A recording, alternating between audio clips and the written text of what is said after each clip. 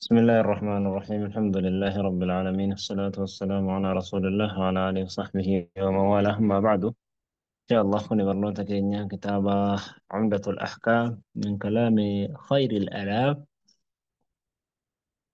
بقولنا وهي صلاة وتري الرجل رجل وفيه ثلاث أحاديث حديث سديت بقولنا كان جل جرا جتشو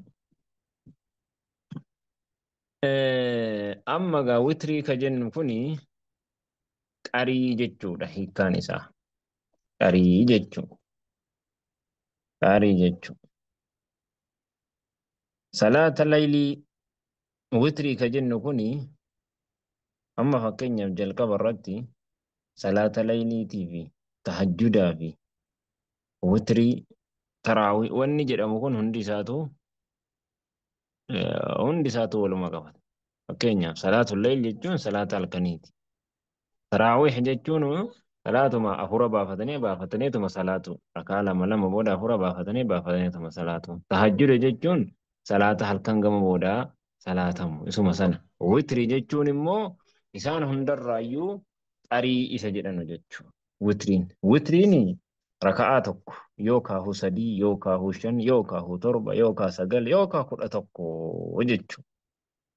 Eegalee salaata halkanii kan ittiin fixu salaata tokkoo yookaan rakaa tokkoon fixxa yookaan raka'aa sadiin fixxa yookaan raka'aa shaniin fixxa yookaan raka'aa torbaan fixxa yookaan raka'aa sagaliin fixxa yookaan 11 fixxa salaata halkanii jechuudha.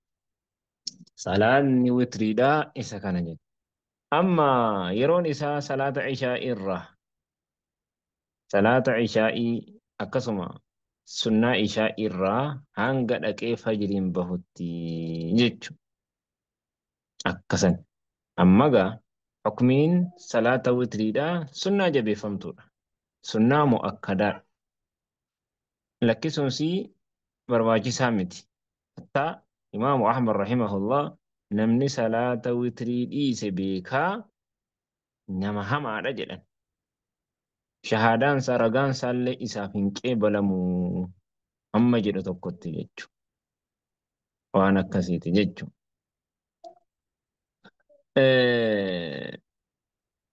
Warri waajiba jedhullee ni jira. Nabiin Rabbii itti ajajeera salaata witrii kanatti waajiba warri jedhu jira. Siigalee namni gariin immoo maal jedhanii waajibinnaansaa nama ka'ee eegale irratti wurdii halkan irraa hanga raka'aa 3, 5, 7, 9 salaatu kana nama akkasii irratti dirqama tahaa. Warra jedhu jira. Qawli irraa jedhee waajibaa miti laakiin sunnaa mu'akkidaadha. Sunnatu mu'akkada. Sunnaa jabeeffamtuu taate isa sanaa jechuudha. Sunnaa mu'akkadaadha malee sunnaa salaatni waajibaa miti jechuudha. Akkasana. عن عبد الله بن عمر رضي الله عنه عبد الله بن عمر قبافمي رضي الله عنه ربي سرى هجالته قال نجد سأل رجل النبي صلى الله عليه وسلم قربان تكو نبي ربي قافته وهو على المنبر على رسول المنبر الرجل ما ترى في صلاة الليل صلاة هل كني كيست مالي أدى جنان قال نجد مثنى جد لما نجد ما ترى في صلاة الليل صلاة هل كني كيست مي مالي أدى جدين جتوني أي ما رأيك في صلاة الليل جتو مالي رأيك يانك صلاة هل كنيكي ست جنان قال مثنى صلاة ركعة لما صلاة نجد فإذا خشي الصبح فكون كيسن ويتصبي صلاة صداته فإذا خشي الصبح صبي ويتصلى صداته تبيئة صلى واحدة تكون صلاة فأوترت له إساف أرجودي ما صلى waan inni salaate isaaf qargooti. وأنه كان نبي ربي دا كان نتي يقول كجدو اجعلوا قد آخر صلاتكم أمور صلاتك سني بالليل هل كان وترا قري قد إيجالي قري قد qarii ka jennu kun maangoo godhaa jechuudha. Fakkeenyaaf namni tokko yoo barbaade tokkoon maangoo godhaa. Yoo barbaade lama salaatee tokkoon immoo ammas maangoo godhee qarii godhaa. Salaataa lama lama salaatee yeroo dadhabe immoo tokkoon maangootti sanaan qarii godhee biraa dabarfata jechuudha. Maaliif jennaani inna Allaha witru yuhibbul witra jedhan. Rabbiin witriidha maangoodha maangootti sana jaallataa jedhan. Maangoo sana jaallataa jedhan.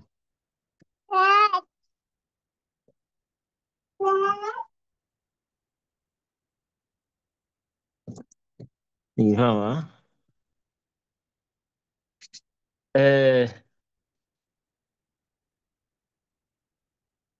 Abba salaanni halkanii kuni haguma danda'an hanguma danda'an yoo yeruma dandeesse yoo barbaadde ishaa salaattee kaatee salaattee qarii hanga si laaffate tokkos sadis shanis torbas sagalis 12 salaattee kaatee rafuu dandeesse. Yoo barbaadde takka raftee kaatee yoo barbaadde garaftee kaatee osoonii fi fajriin sitti hin baane salaatta. Irra caalaan yeroo isaa immoo isa kami? Jalqaba halkaniiti moo akira moo walakkaadha?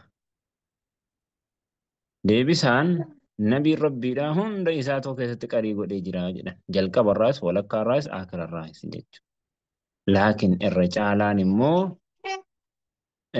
akka rasuulli rabbi alayhi salaatu wassalaam jedhanetti hadiisa muslim keessatti inna salaata aakhiri layli mashhuudatun wadhaalika afdal. Salaalli layliidhaa isii keessatti dhufamtuudha malaayikaa keessa dhufa sanatu caalaadha. Kanaafuu ammoo namni immoo booddee rafiitiin naan kutaa ka'uu hin danda'u jedhee ka sodaatu ta'e irra caalaan saadhaa'oo osoo rafiniin qargodhuudha.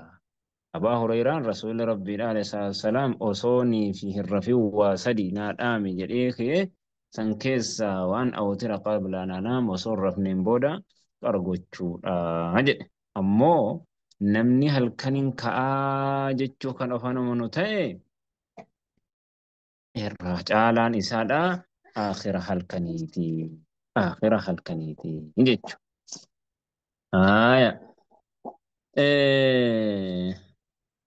Amma as keessatti namni tokko halkan akhira halkanii nan ka'a jedhee of kajeelee laakiin hin kaane subii dhumatu isa kaase namaa salaatee ka'eefaa lafaa bari'eefaa ka'a. Fiigale waan akkasiiti yoo akkamii salaata la halkan hin kaa'ette irraanfatta yookaan hoositti bari'a. Maal godhare laylii sana qadaa kaffala qadaa kaffala. Laakiin gaafa qadaa kaffale namni tokko yoo akka aadaa isaatti raka'aa tokko duraan kan salaatu ta'e dirqama guyyaa salaataaraa raka'aa lama godhaa qindii godha maangoo godhu qindii godhaa jedhan. Yoo raka'aa sadiin kan salaatu ta'e 4 godhaa 5 kan salaatu ta'e 6 godhaa 7 kan salaatu ta'e 8 godhaa 9 kan salaatu ta'e 10 godhaa.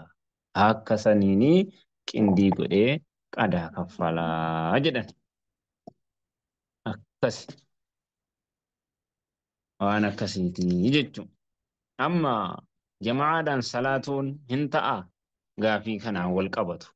Salaata laylii jamaadhaan salaatuun ni danda'ama. Laa ba'as rakkoon hin jiru.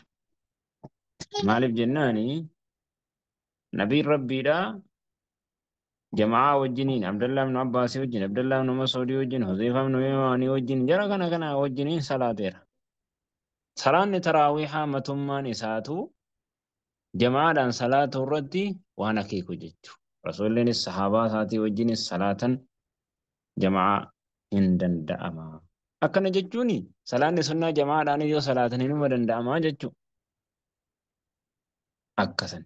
Amma gaafiin an jalqaba irratti kaase witrii fi tahajjudaaf qiyaamul layliin garaagarummaa qaba. Amma as keessatti garaagarummaan baay'ee jiraachuu baatullee witrii ka jennu kuni sunnaa khaasidha. Witriin rakaa tokkoon sadiin shaniin kan godhan jechuudha. Akkas. Qiyaamul layliin immoo hoo akkasuma dhaabbiidhuma halkaniiti. Sunnaa yeroo hundaa'u. Kanaaf witriinii fi tahajjudni immoo salaatul layliin tahajjuduma jedhamee lakkaa'ama. Witriinis qiyaamul layliinis immoo tahajjuduma jedhamee jechuudha. Kanaafuu garaagarummaan isaa wanni walirraa fagaatu tokko hin jiru jechuudha. Haaya waan akkasiitii jechuudha. Amma gaa hadiisni faayidaa hedduu nu kenna yoo hin lakkoofna jenne fixuu hin dandeenyu jechuudha. Akkasi. Amma as keessatti salaata laylii salaanni laylii hangam salaatama? Hangam salaatama? Hanguma barbaadde. As keessatti rasuulli rabbiidhaa rakaa 12 hin dabarsu jechuutu jira. Irra caalaan isaadhaa 12 salaatudha. Akkuma rasuulli rabbii salaatetti 13 illee irraa sabatee jira. Laakiin hadiisa Aishaa keessatti immoo 12 irra hin dabarsu jetti. Isiin arguu baatus 13 illee salaateera. Laakiin kanaan alatti immoo masnaa jechuun lama lamaan jechuudha malee gabaabsoo miti jedhanii ulamaan gariinis hamma 20 wayiitti 30 wayiitti hamma 40 wayiitti salaatuu hin danda'amaa jedhanii hangumaatti dandeenya. As keessatti yoo salaata laylii kana qur'aanan keessatti dheeressaa raka'aa gabaabseen qur'aana keessatti dheeressaa jettis hin dandeessa. Qur'aana gaggabaabsee immoo rakaa heddummeessaa jettis hin dandeessaa jechuma. Wallahu a'lam.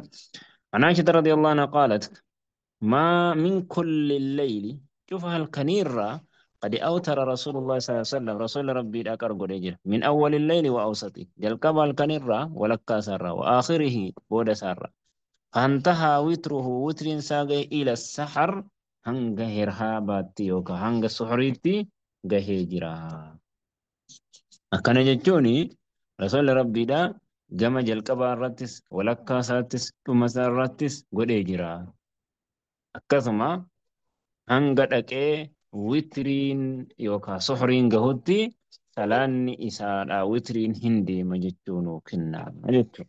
عن عائشة رضي الله عنها قالت كان رسول الله صلى الله عليه وسلم رسول ربي دانته يصلي من الليل هل كان الراني صلاة 13 ركعة ركعة كل سدي يوتر من ذلك سنرى قرقدا ب5 سنين لا يجلس في شيء انتاء في شيء وهي تكو كيستي إلا في آخرها لما سي كيستي ملي انتاه وجد أما قاسر كعام قرآن سديسي الراسبة تجري جتشو أما شنين قرقدا شانو ما كان بكا تكون تشنين قرقدا جتشو ركعة شنقوتو بكما تكون صلاة جتشو لا يجلس في شيء إلا في آخرها جل شنان كان كيسا تمر سيت ملي انتا هجر أما صلاة الليل سديني سن صلاة شنس بكة تقوت سلي ركعة أو سلامتان بين ولد أبدي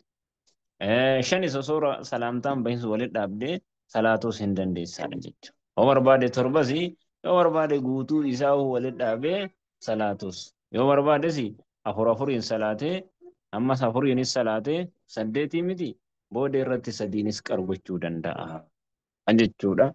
Akkas insha Allah. Mee ol buti dhumeeramoo?